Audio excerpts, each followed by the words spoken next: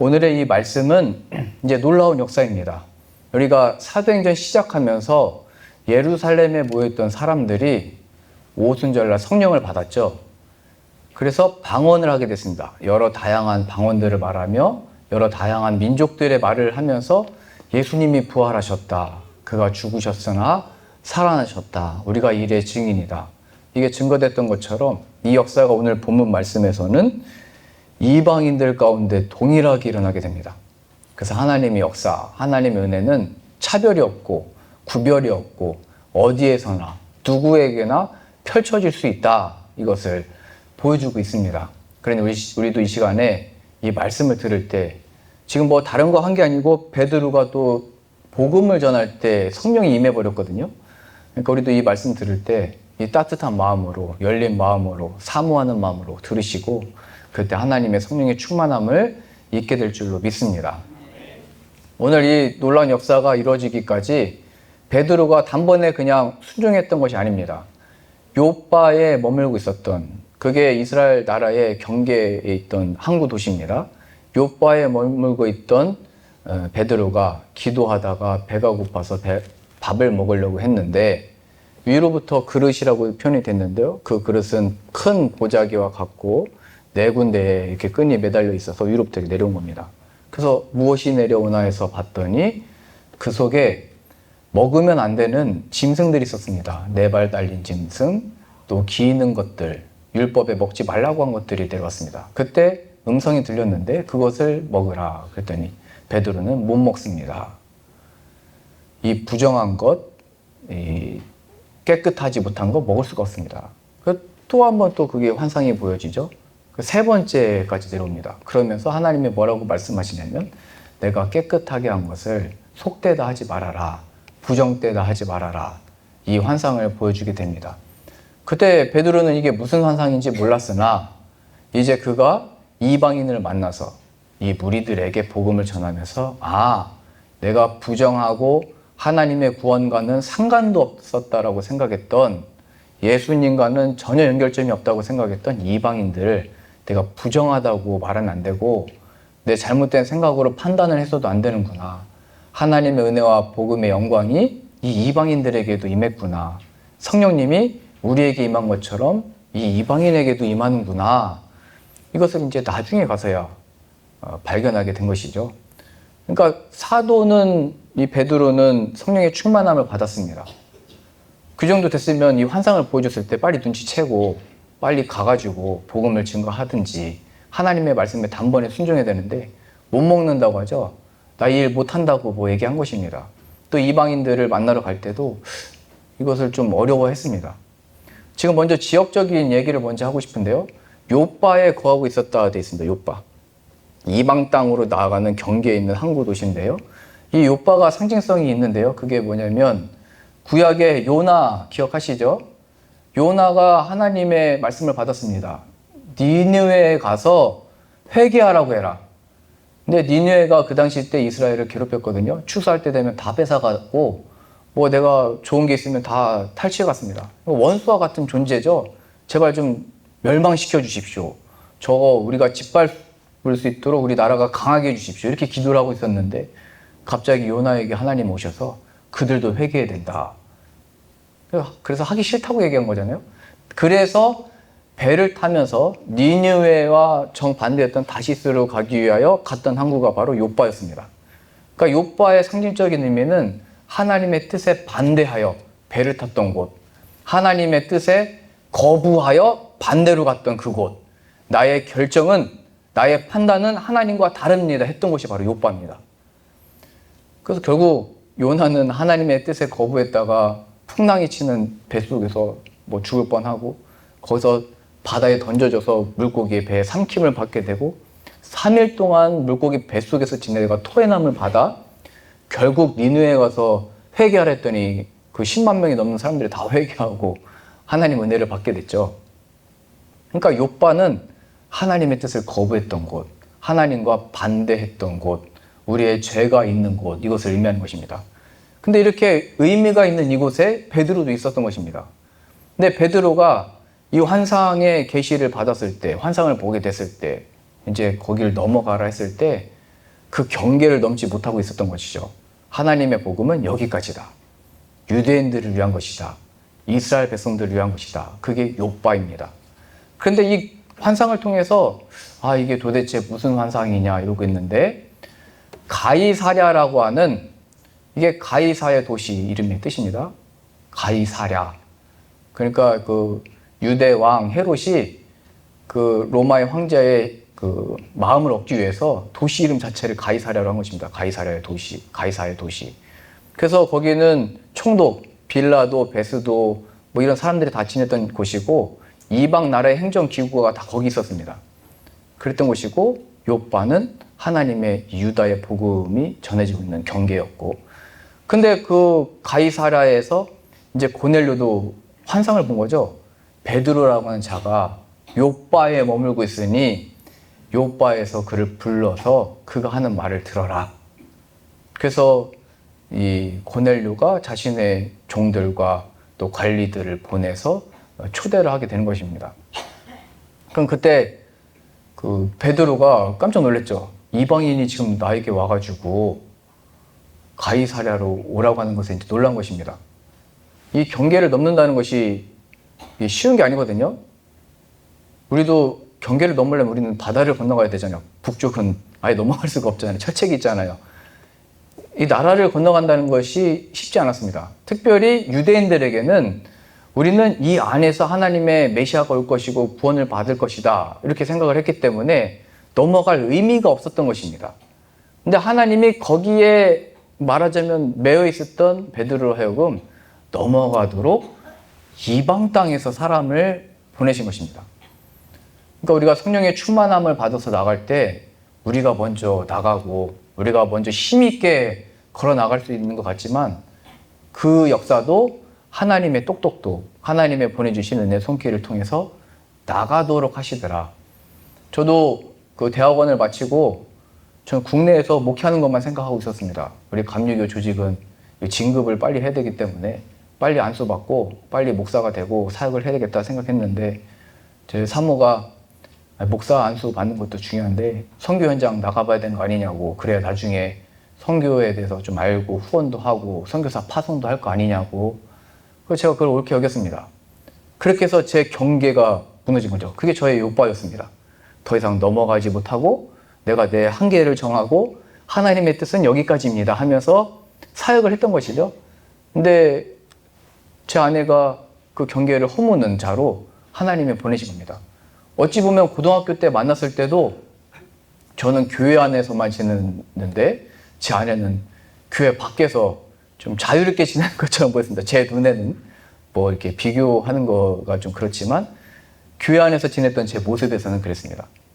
근데 저를 세상으로 나올 수 있도록 그 욥바의 경계를 무너뜨린 거죠. 지난번에 말씀드렸듯이 법정 스님의 책을 저에게 선물 주면서 성경책만 보던 저의 경계를 무너뜨리고, 내가 세상을 알아야 복음을 전할 수 있는 거 아니냐. 그러니까 욥바를 넘어서게 하는 어떤 이런 좋은 사람들이 있다는 것입니다. 그러니까 우리의 신앙과 믿음도 늘 난 여기까지, 여기만 열심히 하면 되고, 나는 내 가족들만 위하고, 나는 하나님이 여기까지 능력을 주셨어 이렇게 한계지으면 안 되고요. 하나님은 늘 성령의 충만함으로 그것을 넘어가게 하신다는 사실입니다. 그런 의미에서 제가 늘 계속 선교해야 되고 전도해야 되고 친구 사귀자고 하고 나가자고 얘기를 하잖아요. 이게 바로 내가 정한, 내가 판단한 신앙의 이 모든 경계들을 이제 넘어서게 하는 것들이 되는 것입니다. 지금 이 가이사랴에서 욥바까지 거리는 약 50km입니다. 그 당시 때 종들이 다녔던 수단은 걷는 거죠. 도보. 하루에 많이 걸어 20km 걷는데 2, 3일이 걸려서 오는 것이었습니다. 그러니까 고넬료도 이 계시를 받고 종들을 보냈을 때 2, 3일이 걸려서 온 것이고, 베드로도 이 사람들이 찾아왔을 때 이 욥바를 넘어서 이방 땅으로 들어가야 되냐 마냐도 고민도 했겠지만 2, 3일을 걸어가는 시간이 있었던 것입니다. 이거 굉장히 상징성이 있는 의미고 그 시간입니다. 내가 이 땅을 왜 밟고 있는지, 어디를 가고 있는지. 지금 유대인들에게는 초대교회에서 성령을 받았던 사람들도 나중에 베드로에게 비난을 하거든요. 너 왜 이방인들 만나서 밥을 먹었냐? 왜 함께 있었냐? 그러니까 상종을 하면 안 되는 그 시대와 문화 속에 있었습니다. 그러니까 베드로도 내가 왜 이방인을 지금 따라서 가는지, 내가 왜 가이사랴까지 가야 되는지, 또 내가 왜 이 백부장을 만나야 되는지, 그 3일의 시간이 있었다는 거예요.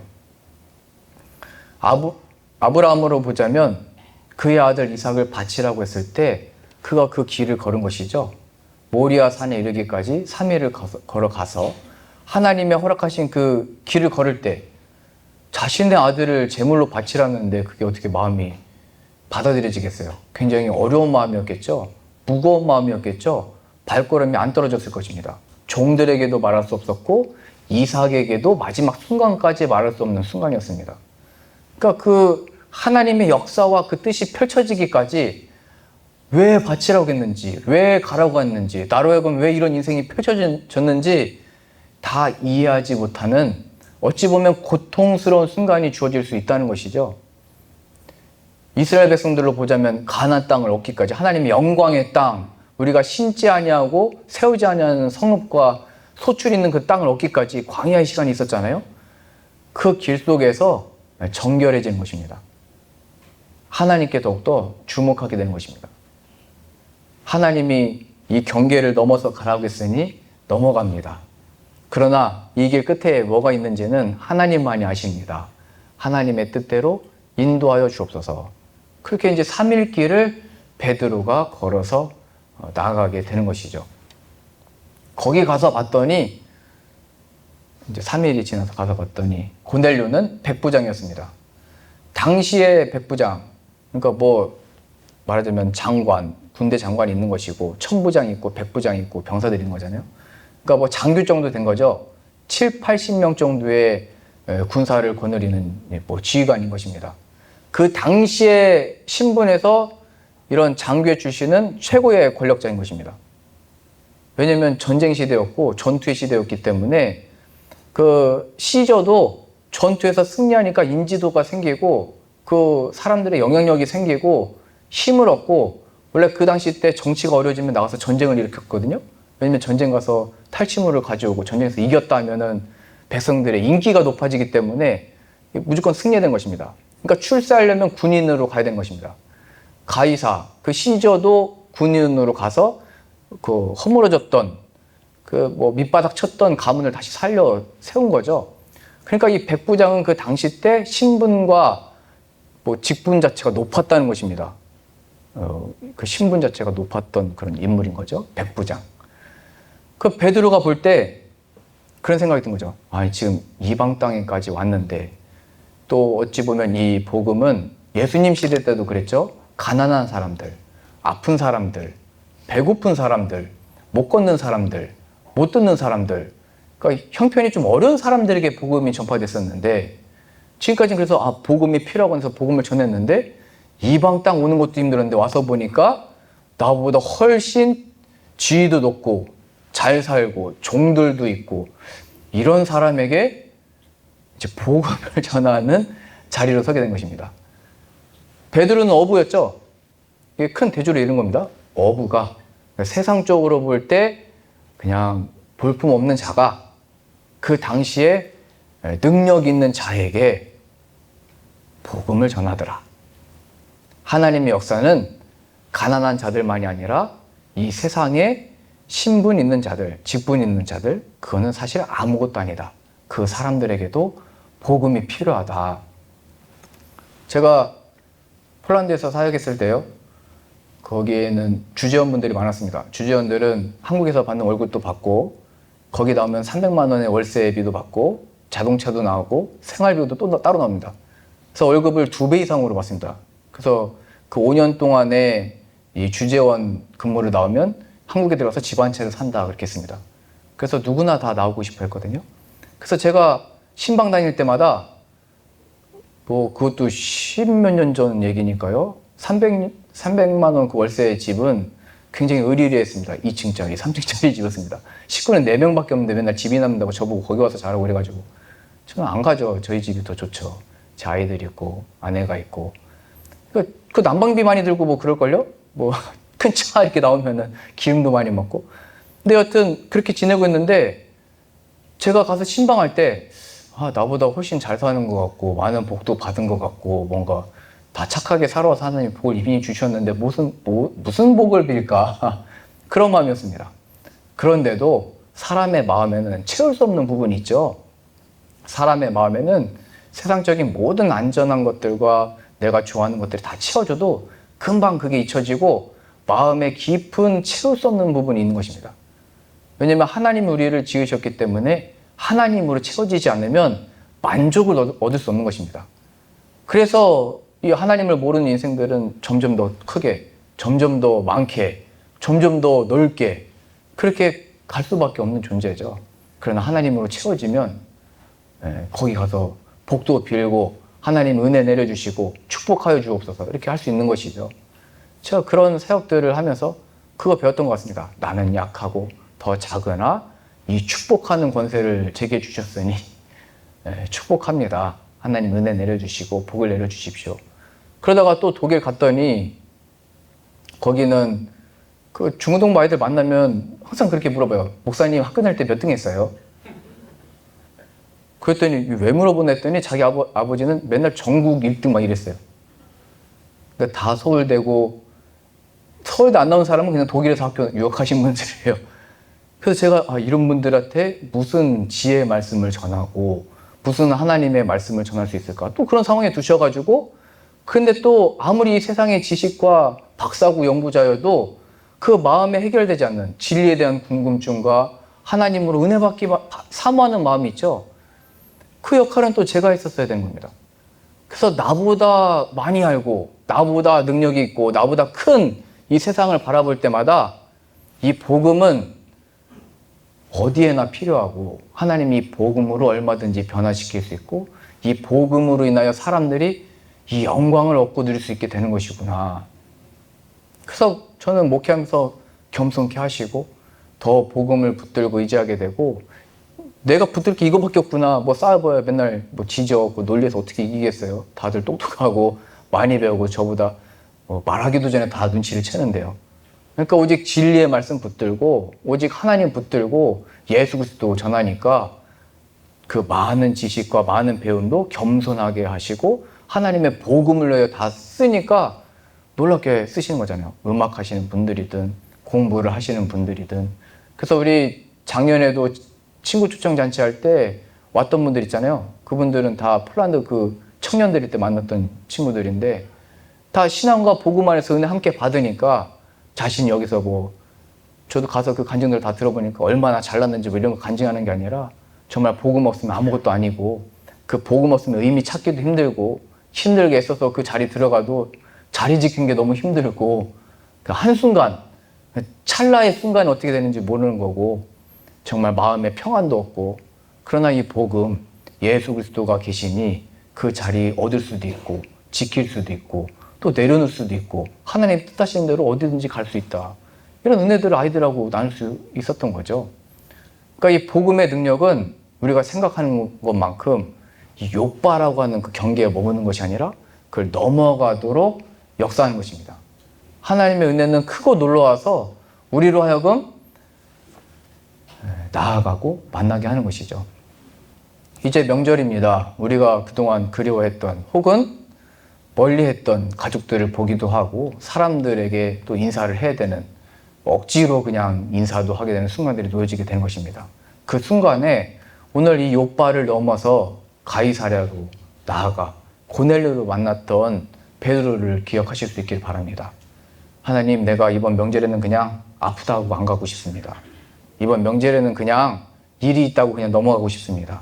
이번에는 진짜 그 전 부치는 거 좀 냄새 그만 맡고 싶습니다. 핑계거리를 좀 주십시오.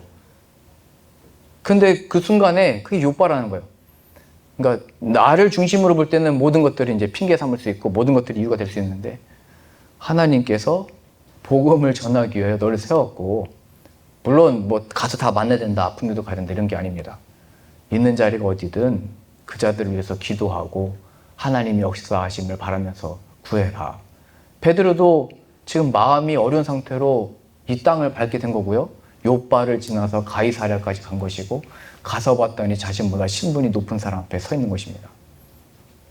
그런데 그때 그 사람, 이 베드로도 이 상황이 뭔지 몰라서 이렇게 얘기하는 거죠. 29절 보겠습니다. 29절. 부름을 사양하지 아니하고 왔노라 묻노니 무슨 일로 나를 불렀느냐.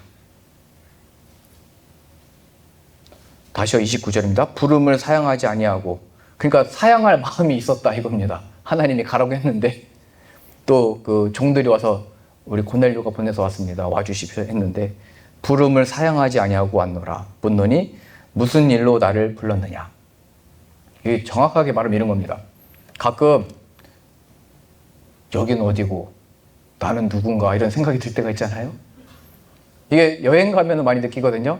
언어가 안 통하는 데 가면 내가 지금 여기 왜 왔고 지금 무슨 말을 내가 듣고 있는 거고 무슨 말을 해야 될지 내가 뭔지 그걸 느낄 때가 있는 겁니다.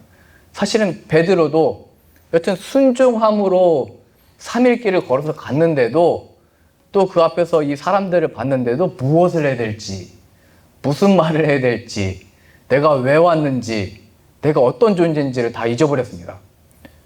왜 성전 앞에서는 못 걷는 자 앞에서 내게는 은과 금은 없지만 나를 주목해서 봐라. 내게 있는 예수 그리스도의 이름을 너에게 준다. 예수님의 이름으로 일어나 걸으다. 이렇게 담대했던 베드로의 모습은 뭐 사라져버리고 지금 뭐 어떻게 해야 되는 건지 이런 상황이 놓여지는 거죠.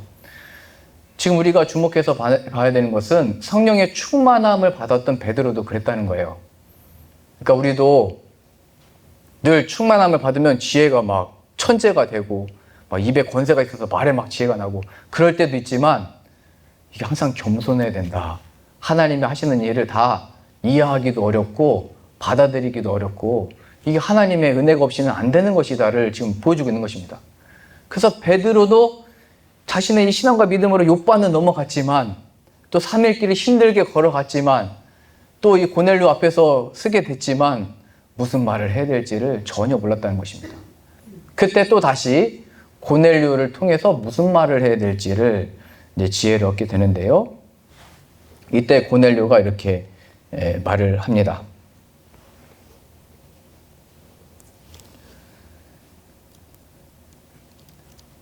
33절입니다. 내가 곧 당신에게 사람을 보내었는데 오셨으니 잘하였나이다. 이제 우리는 주께서 당신에게 명하신 모든 것을 듣고자 하여 다 하나님 앞에 있나이다.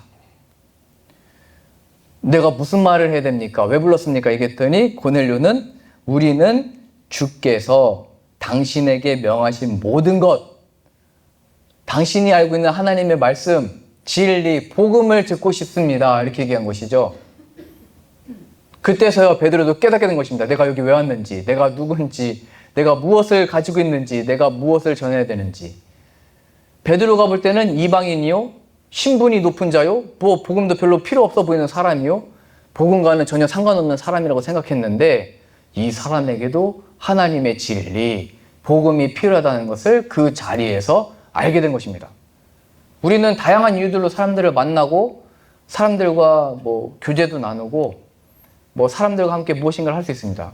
근데 하나님이 만나게 하시고 가게 하시고 무슨 일을 하게 하시는 모든 목적은 우리 안에 계신 예수 그리스도가 전해지기 위해서인 것입니다. 베드로가 이때 깨닫게 된 것이죠. 하나님이 이렇게 일하시는 거구나. 저도 이 성령의 충만함을 받았을 때 그때 한 지역에서 부흥회 마치고 제가 오늘 이제 하나님이 성령의 뜨거움을 가지고 전도하러 나갑니다. 여러분 기도해 주십시오. 그랬더니 한 두 분이 저도 같이 가겠습니다. 그래서 제가 아직 그때 나가보진 않았기 때문에 혼자 그냥 계십시오. 여기서 기도하십시오. 제가 갔다 와서 또 보고하겠습니다. 하고 시장으로 나갔습니다. 그 시장에 나갔더니 그 주말에 그 시장에도 사람이 많더라고요.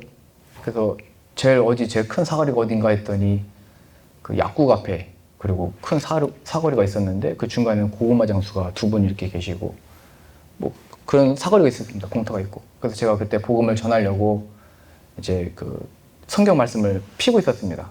그리고 내가 이제 성령의 뜨거움으로 복음 전하기 위해서 여기 나왔으니까 영상으로 남겨야 된다. 사람들 얼굴 나오면 안 되니까 내 얼굴을 찍어라 해서 카메라까지 다 찍고 있었어요.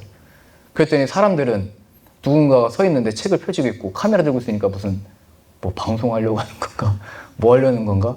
계속 저렇게 쳐다보다가 제가 한 40분 동안 서 있었거든요. 그냥 아무 말 못하고 입이 안 떨어지더라고요. 사람들에게 복음을 전해야 되는데, 아니면 성경책이라도 좀 읽어줘야 되는데 입이 안 떨어져요. 이거 앞에 누가 사람이 와서 말을 하려고 하면 쑥 지나가 버리고, 한 1, 2초면 지나가잖아요. 시장에서 내가 물건 살 거 아니면 그냥 지나가 버리잖아요. 갈 길이 바쁘잖아요. 시장 왔는데 뭐 여유 있게 구경하고 다니는 사람 생각보다 별로 없습니다. 그래서 뭐 이렇게 지나가가지고 이거 언제 전화해야지, 이 사람들 좀 천천히 가면 전해야 되나 그랬더니 휠체어를 타고 밀고 놓으면 천천히 가는 분이 있었어요. 이때가 기회다 해서 입을 열려고 했더니 입이 안 열려요. 베드로도 그런 거죠. 주님이 가라고 해서 갔더니 무슨 말을 해야 될지 입도 열리지도 않고, 여긴 어디고 나는 누군가 뭐 이런 상황이 있던 것입니다. 제가 그러다가 제 아내가 저한테 와서 카메라 접고 가자고, 오늘은 아닌 것 같다고 그래가지고 카메라를 접었습니다. 그랬더니 그 앞에 있던 그 고구마 장사 아저씨가 막 신경질 내는 거예요. 아, 지금 장사해야 되는데 뭐 하려면 하고 말려면 말지 뭐 하는 거냐고, 카메라를 들고 뭐. 제가 그 고구마 장사 아저씨가 무서워가지고 그 고구마 장사 아저씨 등이 보이게 뒤로 갔습니다. 안 되겠다. 이 아저씨가 문제인 것 같다. 그 아저씨도 커가지고 제가 좀 무섭거든요. 해코지 할까봐. 그 아저씨 뒤로 가가지고 다시 카메라 켜라고. 그리고 다시 내가 이거 첫날, 이 역사적인 날 찍어야 되는데 나 아직 마음이 아직 안 식었다고. 그 제가 교회 또 부흥회 하러 가면은 또 이렇게 하고 왔습니다 얘기해야 될 거 아니에요. 아무나도 안 하면 너무 창피하니까 한 명이라도 만나야 된다고. 사람들은 많이 있는데 뭐 어떻게 잡을 수도 없고 말을 못 하겠는 거예요. 그러다가 한 10분 정도 더 있다가 이제 제 아내도 안 보이는 것 같아요. 포기한 것 같아요. 그러다가 다른 어떤 상인이 저한테 와가지고, 제가 눈 감고 있었거든요 그냥. 그랬더니 저를 건드리더니 얘기하는 거예요. 뭐 하러 오신 거예요? 그래가지고 제가 내가 여기 서 있는 이유는 복음을 전하러 왔지, 그걸 떠오르면서 그날이 부활주일이었거든요. 예수님이 오늘 부활하셨습니다. 우리 죄를 대신해서 죽으시고 부활하신 그 예수님을 전하고 싶어서 이 자리에 나왔습니다. 이렇게 그 사람에게 전할 수 있었어요. 그 사람이 말 안 했으면 말 못하고 왔을 뻔했습니다. 그날 부흥회도 제가 어려울 뻔했습니다. 근데 그 사람이 저를 말을 건네주니까 입을 열 수 있게 된 거죠. 오늘 여기서도 고넬료가 먼저 얘기하잖아요. 당신에게 주신 그 말씀을 우리가 듣기를 원합니다. 그때 베드로는 다시 힘을 얻고 내 안에 있는 것이 무엇인지를 깨닫고 하나님을 통하여 얻게 된 진리를 선포하게 됩니다. 그 일로 성령을 받게 되고 예루살렘에서 임했던 똑같은 방언을 받고 성령의 충만함을 받고 세례를 받는 놀라운 역사가 그 자리에서 펼쳐지게 되는 것이죠. 이게 베드로의 능력이 아니죠. 베드로 같은 사람에게 무슨 좀 안수받아서 일어난 게 아니잖아요. 그도 어찌할 바를 몰랐으나 하나님이 그의 입을 열게 하시고 하나님이 그를 통하여 복음을 전하게 하셨으니 살아계신 예수 그리스도가 이 역사를 이루시더라. 베드로로 하여금 하나님을 더 알게 하시고 복음의 능력도 알게 하시고 또 이방 사람들로 하여금도 이 하나님의 복음이, 하나님의 성령이 진리의 말씀을 통하여 우리들에게까지 주어졌다. 그러니 이것은 우리가 안 된다라고 했던 경계지었던 모든 것들을 넘어서게 되는 능력이 되는 것입니다. 지금 유대인들의 생각에는 이방인들이 예수님을 믿으려면 먼저 유대교로 개종을 한 다음에 예수님을 믿어야 된다는 생각이 있었습니다. 유대인이 된다는 것은 다른 나라 사람이지만 할례를 육신에 행하고 율법도 배운 다음에 다 지켜 행하고 우리들이 만든 그 규범들도 지켜 행하면 유대인이죠. 이 상태에서 예수님을 믿어야 예수님을 믿는 자라 이렇게 받아줄 수 있을까 말까 했던 순간인데, 지금 이 사람들은 그러한 것들도 없는데, 고넬료가 하나님을 경외하긴 했지만 그의 가족들과 함께했던 종들과 함께했던 그 무리들은 그런 것들을 지켰던 사람들이 아닙니다. 유대인들이 아닙니다. 그런데도 그 말씀이 선포되어지니까 율법의 어떤 그 경계, 이걸 지켜야 돼, 이걸 해야 돼, 뭐 쉽게 말하면 우리도 뭐 이거 다 고친 다음에 주님께로 나오겠습니다. 그런 그런 뭐 매여있던 것들을 다 경계를 넘어서 말씀으로 자유를 얻게 되는 것입니다. 말씀으로 성령의 충만함을 받게 되는 것이죠. 하나님의 진리의 말씀으로 자유에 이르게 된 것입니다. 그러니 이 말씀 들을 때마다 그 말씀으로 자유케 하여 주옵소서, 하나님의 말씀이 귀와 마음에 들려지게 하여 주옵소서. 간구하실 수 있기를 소망합니다. 지금 베드로가 했던 것처럼 제가 이 베드로의 말씀 그대로 읽어드릴 겁니다. 그때 내 마음에 이 말씀이 새겨지게 하여 주옵시고 말씀이 유신이 되신 예수님 역사하여 주옵소서. 이런 말씀으로 들으시기 바랍니다. 이제 당신에게 주신 하나님의 말씀 들려주십시오 했더니 34절부터 베드로가 이렇게 말합니다. 베드로가 입을 열어 말하되 내가 참으로 하나님은 사람의 외모를 보지 아니하시고 각 사람 중 하나님을 경외하며 의를 행하는 사람은 다 받으시는 줄 깨달았도다. 만유의 주 되신 예수 그리스도로 말미암아 화평의 복음을 전하사 이스라엘 자손들에게 보내신 말씀 곧 요한이 그 세례를 반포한 후에 갈릴리에서 시작하여 온 유대에 두루 전파된 그것을 너희도 알거니와 하나님이 나사렛 예수에게 성령과 능력을 기름 붓듯 하셨음에 그가 두루 다니시며 선한 일을 행하시고 마귀에게 눌린 모든 사람을 고치셨으니 이는 하나님이 함께 하셨음이라. 우리는 유대인의 땅과 예루살렘에서 그가 행하신 모든 일의 증인이라. 그들이 나무에 달아 죽였으나 40절입니다. 하나님이 사흘 만에 3일 만에 다시 살리사 나타내시되 모든 백성에게 하신 것이 아니요 오직 미리 택하신 증인 곧 죽은 자 가운데서 부활하신 후 그를 모시고 음식을 먹은 우리에게 하신 것이라. 우리에게 명하사 백성에게 전도하되 하나님이 살아있는 자와 죽은 자의 재판장으로 정하신 자가 곧 이 사람인 것을 증언하게 하셨고 그에 대하여 모든 선지자도 증언하되 그를 믿는 사람들이 다 그의 이름을 힘입어 죄사함을 받는다 하였느니라. 이렇게 말을 마치자 성령님이 뜨겁게 임하게 된 것입니다. 예수 그리스도의 이름이 모든 이 죄와 이 고통과 하나님이 없어서 공허하고 허무하고 어둠 속에 가득한 이 죄에서 구원하실 수 있는 이름이 바로 예수 그리스도이시다. 예수님이 우리의 구원의 이름이신 줄로 믿습니다. 예수님이 우리의 죄사함의 근원인 줄로 믿습니다. 예수님의 이름으로 나아갈 때 모든 사탄 마귀와 사망의 권세는 떠나갈 줄로 믿습니다. 이 예수님의 이름을 사모함으로 이제 선포하니까 성령님이 말씀 전하는 순간 가운데 임하게 되고 예수님을 만나게 된 것입니다. 그러니 이 명절을 맞이하는 이날, 또 모든 관계들이 깨어진 이날, 모든 어려움과 이 세상이 어떻게 해서 하나님 역사하실 수 있나 하는 그 순간, 내가 그 자리에 서서 여긴 어디고 나는 누군가 하는 그 순간 예수 그리스도의 이름을 더욱더 붙드시고 예수님으로 나아가 하나님이 예비하신 이 놀라운 역사들을 발견하기를 소망합니다. 오늘 이 시간 우리에게 이렇게 말씀하신 것입니다. 너의 요바를 넘어가라. 내가 정한 신앙의 경계, 너의 안전한 그 신앙의 울타리를 넘어가라. 나의 복음은 나만을 위한 게 있는 것이 아닙니다. 하나님 우리를 구원하신 이유는 목적이 있어서 구원하신 거죠. 그 복음, 이 아름다운 덕을 행하신 하나님의 이 영광을 나타내기 위하여 먼저 부르시고 먼저 택하시고 구원하신 것입니다. 물론 오늘 베드로처럼 이걸 이 사람에게 전하는 게 맞는지, 이렇게 하는 게 맞는지, 어떻게 되는지 성령 충만했던 베드로조차도 그 하나님이 하시는 일을 다 이해하지 못했고 어려움을 겪었습니다. 그러나 하나님의 작정하신 때에 그 순간에 정확한 시간에 우리의 입을 열어서 복음을 전파하게 하시고 우리를 통하여 영혼들이 살아나도록 쓰실 줄로 믿습니다. 그러니 포기하지 마시고 가족들을 위하여 기도하시고 원수된 자를 위해서 박해하는 자를 위하여 기도하시고 예수 그리스도의 보혈의 이름으로 나아가 승리하는 저 여러분들 다 되실 수 있기를 소망합니다.